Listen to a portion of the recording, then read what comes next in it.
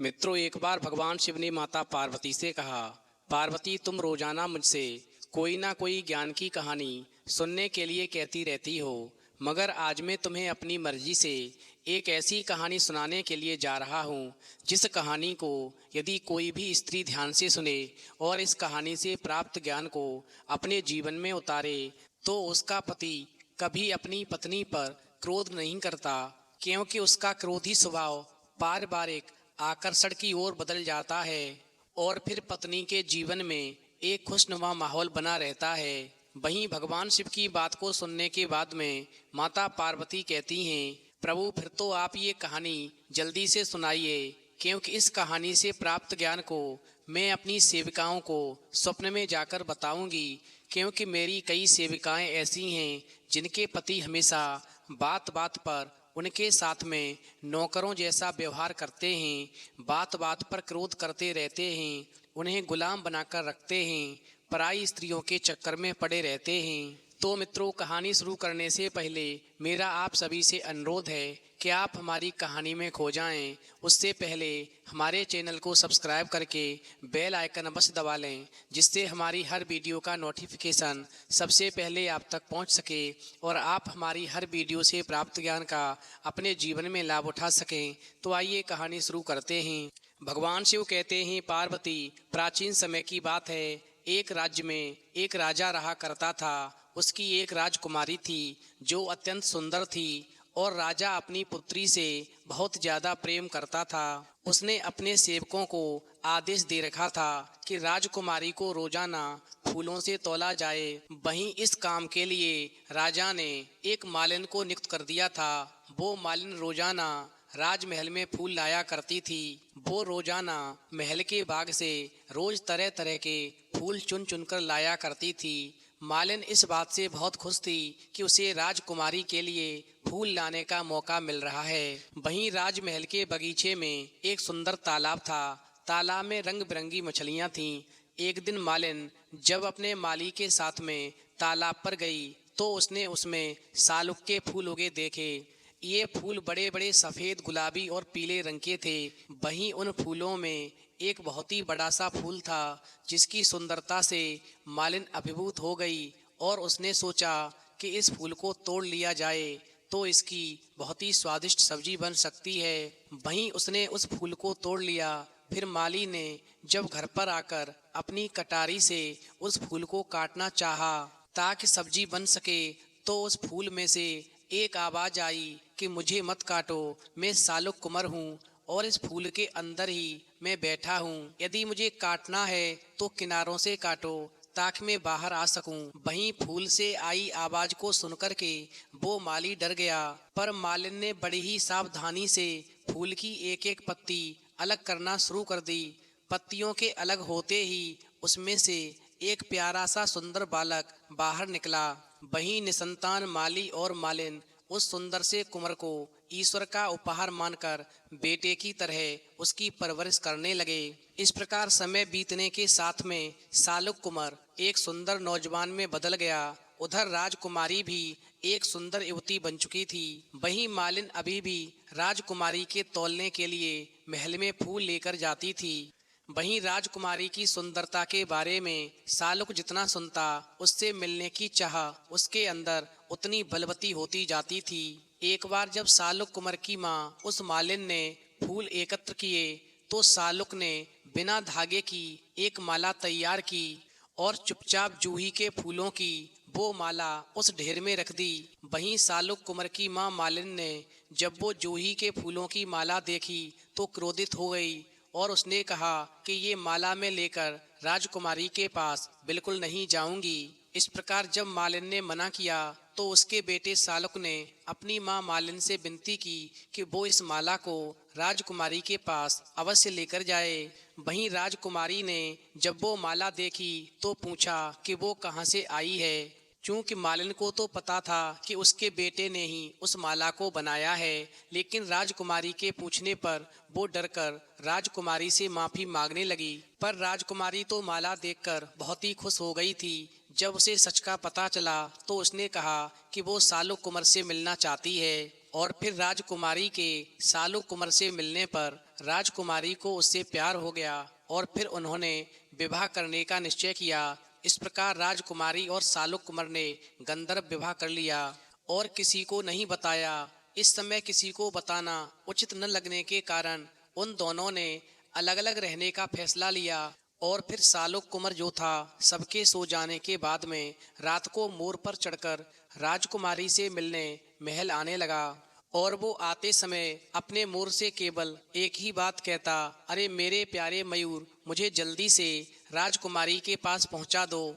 उधर सालुक की माँ मालिन सालुक को राजकुमारी से मिलने के लिए आता हुआ न देख ले, इसलिए राजकुमारी कहती, ओ मेरे मयूर, जल्दी से उड़कर आओ ताकि सालुक को मेरे पास आता हुआ उसकी माँ मालिन न देख पाए। इधर राजकुमारी के यहाँ राजमहल के बाहर हाथ में भाले लिए प्रहरी खड़े रहते थे, इसलिए राजकुमारी डर की वजह से ये गाना गाती, मेरे प्यारे सालुक कुंवर, जल्दी आ जाओ वरना भालों से तुम्हें छलनी कर दिया जाएगा। भगवान शिव कहते हैं, पार्वती, इस प्रकार इसी तरह सालुक कुंवर और राजकुमारी काफी समय तक छुपकर एक दूसरे से मिलते रहे। लेकिन एक दिन सालुक कुंवर को पहरेदारों ने देख लिया और उसे भालों से भीन दिया। और फिर राजकुमारी की लाख कोशिशों के बावजूद भी वो राजकुमार नहीं बच सका। उधर जब राजा को पता चला कि पहरेदारों ने जिस सालुक कुंवर को मार गिराया है वो उसकी लाडली बेटी यानी राजकुमारी का पति था, इन्होंने छुप कर के गंधर्व विवाह कर लिया था। फिर तो ऐसा जानकर के राजा को बहुत ही दुख हुआ। वहीं राजकुमारी के दुख से व्यथित राजा ने सालुक की अंत्येष्टि का प्रबंध किया। लोग उसकी मृतदेह को लेकर के शमशान की ओर जाने लगे। तभी वहां एक तोता उड़ता हुआ आया और उसने सालुक कुंवर की मृतदेह पर अमृत छिड़क दिया। अमृत जल के छींटे पड़ते ही सालुक कुंवर जीवित हो गया। फिर तो ऐसा नजारा देख कर के राजा और राजकुमारी ही नहीं बल्कि बाकी लोगों की भी खुशी का ठिकाना नहीं रहा। वहीं राजा ने राजकुमारी का विवाह सालुक के साथ करने का अपना निर्णय जब सालुक की मां मालिन को सुनाया तो मालिन जो थी फूली नहीं समाई। वहीं परंपरा के अनुसार उन्होंने चढ़ावे के लिए मिठाइयाँ, दही और पान सुपारी ली। इस प्रकार विवाह के दिन पुरोहित ने सालुक कुंवर और राजकुमारी के सिर पर आम के पत्ते से जल छिड़का और उनके माथे पर काला लेप लगाया गया। वहीं वर के शरीर पर चंदन का लेप किया गया और फिर उसे अंगूठी, कपड़े और दही उपहार स्वरूप दिए गए।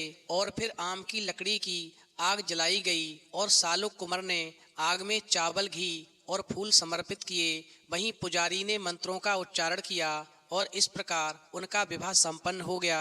वहीं विवाह के बाद में राजा ने सालुक को दरबार में एक महत्वपूर्ण पद दे दिया। वहीं राज दरबार के कई लोग सालुक कुंवर यानी मालिन के लड़के से द्वेष रखने लगे, क्योंकि एक माली के बेटे को अपने बराबर सम्मान पाते देख करके उन राज दरबारियों को बहुत बुरा लगा और वो द्वेष करने वाले राजमंत्री सालुक कुंवर को और राजकुमारी को अलग करवाने के लिए षड्यंत्र रचने लगे और उन्होंने सालुक कुंवर को बुरी आदतों की तरफ मोड़ दिया। इस प्रकार सालुक कुंवर जो था धीरे धीरे जुआ, शराब, वेश्यावृत्ति में पड़ गया और राजकुमारी से नफरत करने लगा। बात बात पर राजकुमारी से क्रोध करने लगा और उसके साथ में नौकरों जैसा व्यवहार करने लगा। इस प्रकार राजकुमारी का जीवन पूरी तरह से छिन्न भिन्न हो गया और जीवन की सुख शांति चली गई, क्योंकि राजकुमार 6-6 महीने तक राजकुमारी की सूरत नहीं देखता था और आवारागर्दी में पड़ा रहता था। इस प्रकार इन सब चीजों से परेशान होकर राजकुमारी दिन रात कुढ़ने लगी और राजकुमारी का समय दुख में गुजरने लगा। एक दिन राजकुमारी अपने बगीचे में बैठी रो रही थी। उसी समय एक साधु का आगमन हुआ और फिर जब उस साधु ने राजकुमारी को रोता हुआ देखा और उसकी उदासी का कारण जाना तो साधु ने राजकुमारी को एक उपाय बताया और कहा, बेटी तुम चिंता मत करो, तुम अपने पति की फोटो के पास में ये 2 चीजें रख देना। इन दोनों चीजों को रखते ही तुम्हारा पति सही रास्ते पर आ जाएगा, वेश्यावृत्ति छोड़ देगा, तुम पर क्रोध करना छोड़ देगा और तुम्हारे साथ में नौकरों जैसा व्यवहार नहीं करेगा, तुम्हें घर की लक्ष्मी समझेगा, तुम्हारे जीवन में पुनः सुख लौट आएगा। इस प्रकार राजकुमारी ने कहा, महाराज वो 2 चीजें कौन सी हैं, आप शीघ्र बताने की कृपा करें। फिर साधु ने एक पर्ची दी और उस पर्ची पर उन दोनों चीजों के बारे में लिखा और वो साधु राजकुमारी को वो पर्ची देकर वहां से चला गया। वहीं साधु के जाने के बाद में राजकुमारी ने पर्ची में लिखी दोनों चीजें जैसे ही फोटो के पास में रखी, राजकुमार के बदन में हलचल होने लगी और उन दोनों चीजों ने अपना प्रभाव दिखाना शुरू कर दिया। वहीं एक दिन राजा ने अपने सारे संबंधियों को शिकार पर चलने के लिए कहा, पर सालुक कुंवर को ये सोचकर आमंत्रित नहीं किया कि वो तो शिकार करना जानता ही नहीं होगा। वहीं राज दरबारियों ने भी राजा को चढ़ाने के लिए राजा के कान भरे कि एक माली के बेटे में राजसी गुण कहाँ से आ सकते हैं। उधर राजकुमारी और सालुक कुंवर इस प्रकार की बातें सुनने के बाद में दोनों ही इस बात से बहुत ही आहत हुए। पर सालुक कुंवर ने राजकुमारी को समझाते हुए कहा, तुम परेशान मत हो, मैं ही सबसे ज्यादा शिकार करके लौटूंगा। राजा ने मुझे नहीं बुलाया तो क्या हुआ, शिकार पर तो मैं जा ही सकता हूँ। भगवान शिव कहते हैं, पार्वती, इस प्रकार जो लोग सालुक कुंवर को छोड़कर जंगल में चले गए वो एक भी चिड़िया नहीं मार सके, लेकिन सालुक कुंवर एकाग्रता से शिकार करने में जुट गया और उसने हिरणों का शिकार किया। ऐसा वो सबसे छिपकर कर रहा था। वहीं शिकार करने के बाद में सालुक कुंवर ने एक साधु का भेष धारण किया और एक पेड़ के नीचे बैठ गया। उधर राजा के वो संबंधी जो शिकार करने के लिए गए थे, जब उन्होंने एक साधु को तपस्या में लीन बैठा हुआ देखा जो सालुक कुंवर था, तो उसके पास में अपना भविष्य जानने की इच्छा से जुट गए। वहीं सालुक कुंवर ने उन सभी को एक एक मृत हिरण दिया और साथ ही उन लोगों की पीठ पर गरम चिलम से एक निशान बना दिया। उसके बाद में सालुक साधु का भेष त्याग करके अपने असली रूप में जाकर उन सबसे मिला। उधर सभी लोगों ने जब सालुक कुंवर को देखा तो मुंह बनाने लगे जैसे उसका आना उन सभी को अखर रहा हो। वहीं कुछ देर के बाद में जब सब भोजन करने के लिए बैठे तो उन्होंने सालुक को पानी लेने के लिए भेजा। वहीं सालुक जिस तालाब में पानी लेने के लिए गया, उस तालाब के अंदर एक डायन रहती थी, क्योंकि उस तालाब पर एक डायन का अधिकार था। वहीं डायन ने सालुक कुंवर को पकड़ लिया और ये जानने के बाद कि वो राजा का दामाद है, उससे बोली कि राजा अगर मुझे 10,000 मुद्राएं देगा तो मैं तुम्हें छोड़ दूंगी।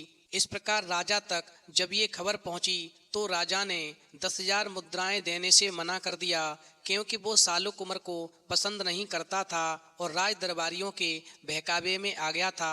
राजा चाहता था कि राजकुमारी की शादी पुनः किसी राजकुमार के साथ हो जाए। उधर जब राजा के साथ में राजा के सभी संबंधियों को शिकार से लौटता हुआ आता देख करके राजकुमारी सालुक ने कुंवर के बारे में राजा से पूछा, हे पिता, मेरा सालुक कुंवर जो शिकार करने के लिए गया था वो कहाँ पर है, कितनी दूर है? तो राजा ने कहा, हे मेरी बेटी, वो तो मजे से बैठा हुआ जुआ खेल रहा है और अभी तक वो हमसे बहुत दूर है, उसे आने में समय लगेगा। इस प्रकार राजा की बात सुनकर के राजकुमारी को विश्वास नहीं हुआ, क्योंकि वो अपने पति सालुक कुंवर को अच्छे से जानती थी।